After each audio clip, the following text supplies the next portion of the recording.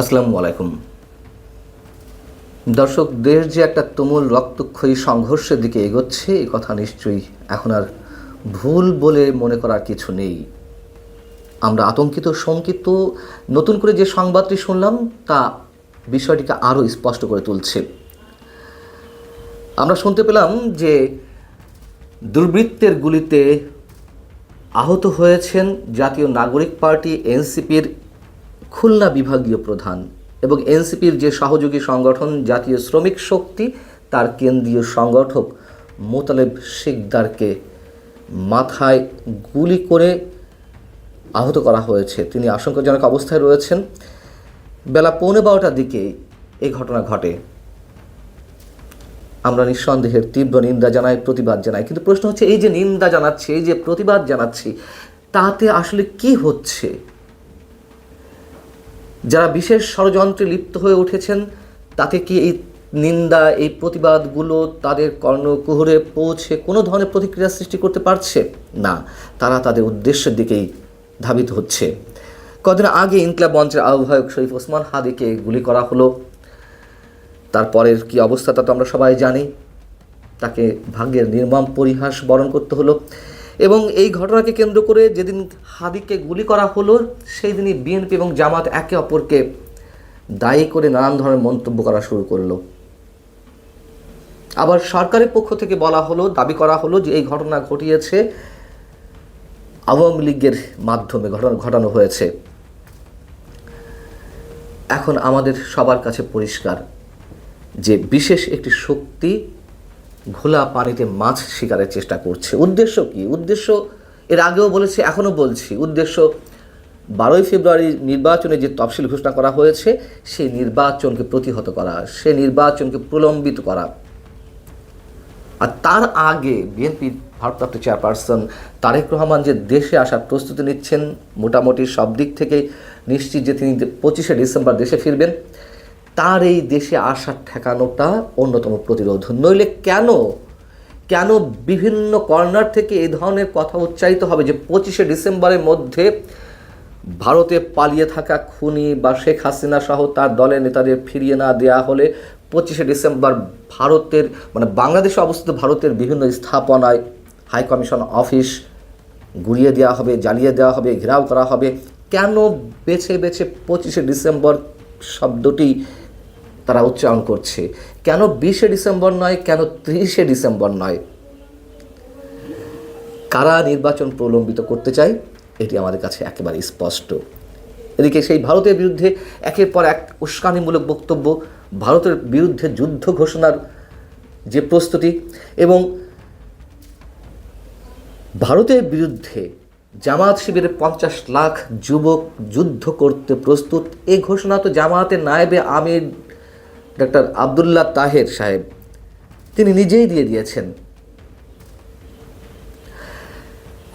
এই সব ঘটনাকে কেন্দ্র করে ভারত বাংলাদেশের মধ্যকার যে সম্পর্ক তা রীতিমতো এখন এই মুহূর্তে বিষিয়ে উঠেছে।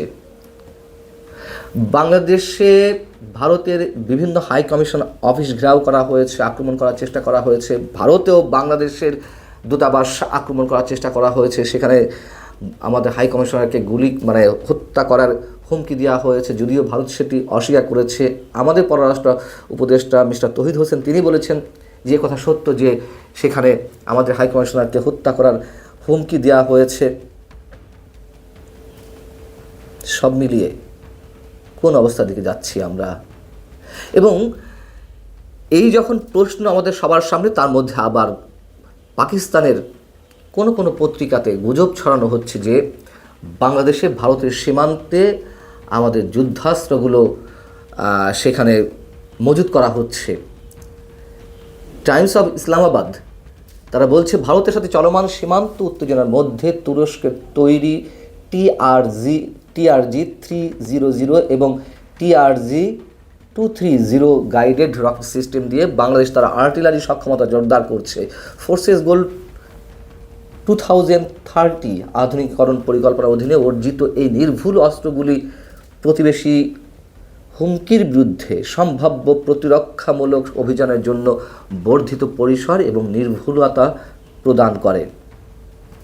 এদিকে শোনা যাচ্ছে বিপ্লবী সরকার গঠন হয়েই যাচ্ছে, এমনটা শোনা যাচ্ছে।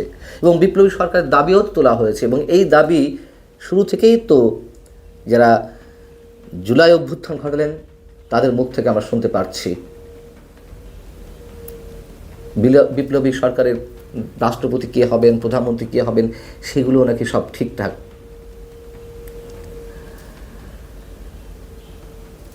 এ কথা তো সত্য যে 5 আগস্টের পর থেকে মৌলবাদী সাম্প্রদায়িক শক্তির একটা উত্থানের চেষ্টা আমরা দেখতে পাচ্ছি। এই বাংলাদেশের ভূমি তাদের জন্য একটা উর্বর স্থানে পরিণত হয়েছে। মুক্তিযোদ্ধাদের বা মুক্তিযুদ্ধের সপক্ষের শক্তিকে টার্গেট করা হয়েছে। ডেইলি স্টার, প্রথম আলো, ছায়ানট কিংবা উদয়চিতে যে হামলার ঘটনা ঘটলো, জ্বালিয়ে দেওয়ার ঘটনা ঘটলো, এটি এখন অনেকের মুখ থেকেই উচ্চারিত হচ্ছে। যেমন নিউ এজের সম্পাদক সাংবাদিক নুরুল কবির স্পষ্টতভাবে বলেছেন যে তিনি বিশ্বাস করেন এইসব হামলার সরকারের প্রশ্রয় হচ্ছে এবং সরকারের একটি অংশ এর জন্য দায়ী। বাংলাদেশকে নিয়ে আন্তর্জাতিক একটি গোষ্ঠী খেলা করছে, এটা নতুন কিছু নয়। ডিপ স্টেটের খেলা চলছে। এবং গত কয়েকদিনের যে নানান ঘটনাবলী, তার মধ্য দিয়ে আমাদের সামনে যে বাংলাদেশ উপস্থিত হয়েছে, সেই বাংলাদেশের চিত্র এখন সারা বিশ্বে ছড়িয়ে পড়েছে। সেগুলো নিয়ে এখন নানান পর্যায়ে কথাবার্তা হচ্ছে, লেখালেখি হচ্ছে, প্রতিবাদ জানানো হচ্ছে, নিন্দা জানানো হচ্ছে। Human rights watch, international amnesty international সহ বিভিন্ন মানবাধিকার সংগঠন প্রতিবাদ জানাচ্ছে, তারা সরকারকে সতর্ক করে দিচ্ছে। সাংবাদিক নির্যাতন চলছে, তার বিরুদ্ধে কথাবার্তা উঠছে। কিন্তু আমরা দেখছি সরকারের যারা নীতি নির্ধারক, সরকারের যারা চালিকা শক্তি হিসেবে এই মুহূর্তে রয়েছে, তারা নির্বিকার। শুধু কথা বলা হচ্ছে যে আমরা অসভ্যতা থেকে সভ্যতার যুগে প্রবেশ করেছি। এটা কি সভ্যতার যুগ? তারা কথায় বলছে একটা ঐতিহাসিক নির্বাচন দেবে। এই কি ঐতিহাসিক নির্বাচনের পূর্ব দিনগুলোর অবস্থা? নিশ্চয়ই এই অবস্থা চলতে পারে না। এবং যারা ঘোলা পানিতে মাছ শিকারের চেষ্টা করছে, তারা যে আপাত দৃষ্টিতে সফল হবে না সে কথাও নিশ্চিতভাবে বলা যাচ্ছে না। দিন শেষে নিশ্চিতভাবে তারা পরাজিত হবে, আমরা সবাই জানি। কিন্তু তার আগের বাংলাদেশের কোন চিত্র আমাদের সামনে উপস্থিত হয়েছে এবং আরও কতটা ভয়ঙ্করভাবে আমাদের সামনে আসতে যাচ্ছে, আমরা সবাই শঙ্কিত নিঃসন্দেহে। শরীফ ওসমান হাদিকে গুলি করে হত্যা করা হলো। তাদের হত্যাকারীদের কাউকেই এখনো আটক করা গেল না। কেন আটক করা গেল না? কারা খেলছে? এনসিপি নেতাকে মোতালেব সিদ্দিককে যে গুলি করা হলো, তিনি বাঁচবেন নাকি অন্য কোনো অনাকাঙ্ক্ষিত খবর আমাদেরকে শুনতে হবে, আমরা জানি না। বাংলাদেশে তৈরি হওয়া হিংসার পরিস্থিতি এবং সংখ্যালঘু হিন্দুদের ওপরে আক্রমণ নিয়ে কলকাতায় এসে মুখ খুললেন সংঘ প্রধান মোহন ভাগবত। তার মতে বাংলাদেশে আক্রান্ত সংখ্যালঘু হিন্দুদের একজোট হয়ে থাকতে হবে এবং তারাও সময় মতো ওদের পাশে আছেন। ভারত সরকারের কিছু পদক্ষেপ করা উচিত। বিষয়টি নিয়ে বিজেপি নেতারা সমাজ মাধ্যমে সরব থাকলেও ইতিমধ্যে দলীয়ভাবে পথে নেমে প্রতিবাদ সিদ্ধান্ত নিয়েছে সিপিএম। বিভিন্ন মহল থেকে প্রশ্ন উঠেছে বাংলাদেশের উদ্ভূত পরিস্থিতিতে কেন্দ্রের শাসক বিজেপি এবং কেন্দ্রীয় সরকারের ভূমিকা নিয়ে। এই পরিস্থিতিতে কলকাতায় এসে মোহন ভাগবতের মন্তব্য যথেষ্ট ইঙ্গিতপূর্ণ বলে মনে করছে রাজনৈতিক মহল। রাজনৈতিক শিবিরের একাংশ সে একই কথা বলছে। সায়েন্স সিটি প্রেক্ষাগৃহে রবিবার শতায়ু সংঘ শীর্ষ কর্মসূচিতে যোগ দিয়ে বিশিষ্টজনদের সঙ্গে প্রশ্নোত্তর পর্বে অংশগ্রহণ করেছিলেন মোহন ভাগবত।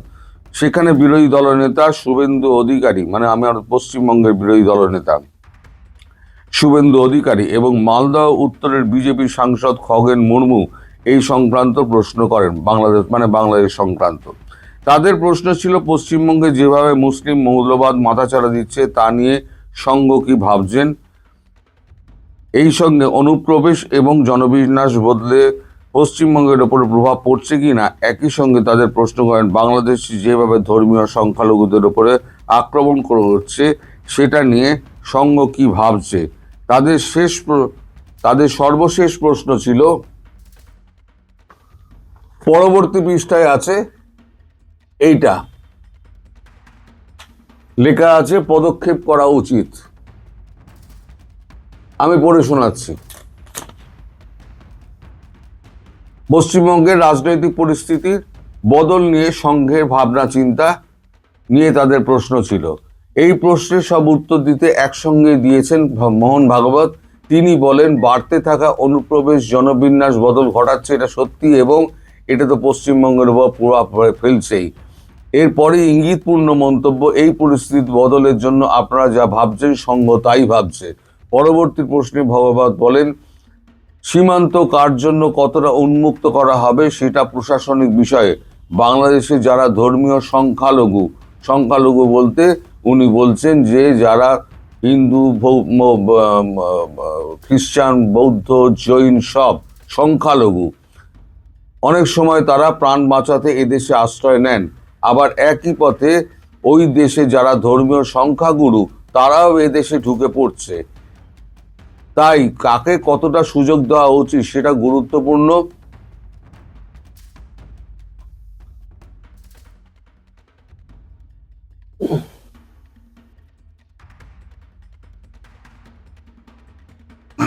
সংঘ প্রধানের মন্তব্য, রসগোল্লা একজন টাইফয়েড রোগীকে দিলে তার অপকার হবে, আবার একজন সুস্থ মানুষকে দিলে তার অমৃত বলে মনে হবে। বাংলাদেশের সংখ্যালঘুদের আক্রান্ত হওয়া প্রসঙ্গে মোহন ভাগবত বলেছেন, আমরা পরিস্থিতির ওপর নজর রাখছি। এই পরিস্থিতি এখানকার হিন্দুদের একজোট হয়ে থাকতে হবে। গোটা বিশ্বের হিন্দুদের উচিত যতটা সম্ভব তাদের পাশে দাঁড়ানো। আমরাও সাধ্যমতো তাদের পাশে আছি। সেই সঙ্গেই মোহন ভাগবতের সংযোগ, হিন্দুদের জন্য দেশ হিসেবে ভারত আছে, তাই ভারত সরকারের উচিত কিছু পদক্ষেপ করা। তবে কিছু পদক্ষেপ তারা করেছে, কিছু পদক্ষেপের কথা প্রকাশ্যে বলা যায়, সবটা বলা যায় না। পশ্চিমবঙ্গের পরিস্থিতি বদলের প্রসঙ্গে ভাগবতের স্পষ্ট বলেছেন, রাজনৈতিক পরিস্থিতি বদল নিয়ে সংঘ কখনোই ভাবে না, সংঘ সামাজিক পরিবর্তন নিয়ে চিন্তা করে। সংঘ প্রধান যখন কৌশলে বিজেপির বার্তা দিচ্ছেন, সে সময় বাংলাদেশের পরিস্থিতি নতুন করে উত্তপ্ত হয়ে ওঠায় কলকাতায় পথে নামার ডাক দিয়েছে বামেরা। বাংলাদেশের ধর্মীয়, সামাজিক, রাজনৈতিক এবং সংখ্যালঘু এবং প্রগতিশীল মানুষের উপরে নৃশংস মৌলবাদী আক্রমণের প্রতিবাদে মঙ্গলবার এন্টালি থেকে মিছিল করে বাম দলগুলি যাবে বেগবাগানে বাংলাদেশ ডেপুটি হাই কমিশনের দিকে। পুলিশ মিছিল আটকে দিলে সেখানেই তারা বিক্ষোভ সভা করবে। বামফ্রন্টের শরিকদের পাশাপাশি অন্য বামপন্থী দলও এই প্রতিবাদ কর্মসূচিতে সামিল হতে চলেছে, অংশ কংগ্রেসও আছে। সিপিএম এর কেন্দ্রীয় কমিটির সদস্য সুজন চক্রবর্তী বলেছেন, বাংলাদেশে ইসলামী মৌলবাদী হামলার তীব্র প্রতিবাদ আমরা করছি। পাশের দেশে মুসলিম মৌলবাদ মাথাচাড়া দিলে আমাদের এখানে মৌলবাদ কায়েম করার সুযোগ বাড়বে। বাংলাদেশের ঘটনাকে কাজে লাগিয়ে পশ্চিমবঙ্গে বিভাজনের জিগির তোলার চেষ্টা বিরুদ্ধে আমরা সতর্ক থাকার আবেদন জানাচ্ছি। তার আরও বক্তব্য, আগের মতোই আমাদের দাবি সংখ্যালঘু সহ সাধারণ মানুষের নিরাপত্তা এবং তাদের ভারতে প্রবেশ করানোর ব্যাপারে কেন্দ্রীয় আর রাজ্য সরকার ভূমিকা রাখুক। বাংলাদেশের সাম্প্রতিক ঘটনাবলীর প্রেক্ষিতে রাজ্য জুড়ে স্থানীয় স্তরে 200-রও বেশি প্রতিবাদ মিছিল হয়েছে বলে সিপিএম সূত্রের বক্তব্য। সংখ্যালঘু নির্যাতনের প্রতিবাদে তাদের নিরাপত্তার দাবিতে আজ সোমবারই বেগবাগানে জমায়েত হয়ে বাংলাদেশের ডেপুটি হাই কমিশনে বিক্ষোভের ডাক দিয়েছে প্রদেশ কংগ্রেসও।